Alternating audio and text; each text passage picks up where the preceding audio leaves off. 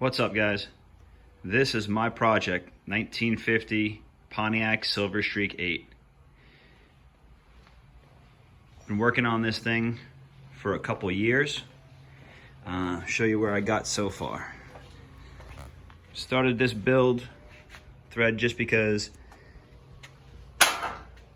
been trying to build my car for a couple years now, and I definitely have not seen any other build threads on this kind of car, or on a Pontiac in particular, so I figured I'd share how I'm building mine.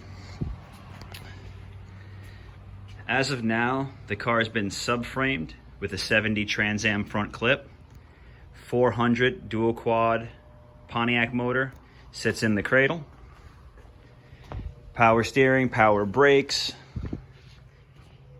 everything on this car with the exception of the rear end that came out of a 2000 S10 4x4, so I could have the four-wheel disc brakes, is Pontiac.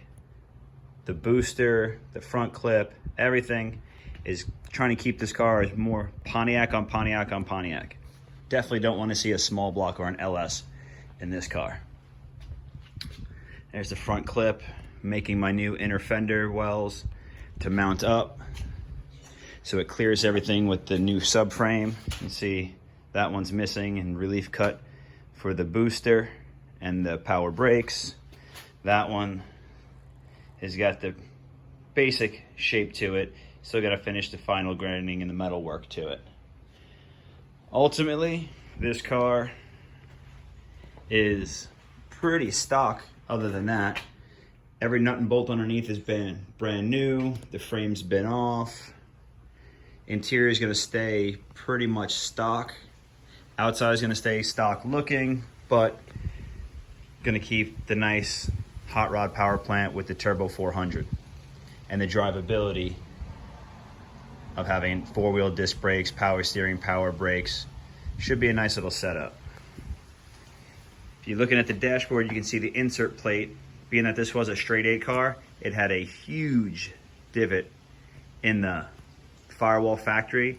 I made a flat plate, cover it up just to create some space, because this motor is much shorter. You can see how much space I actually have there behind the motor and the firewall, and there's still 4 inches in between that pulley and the radiator when everything is mounted up.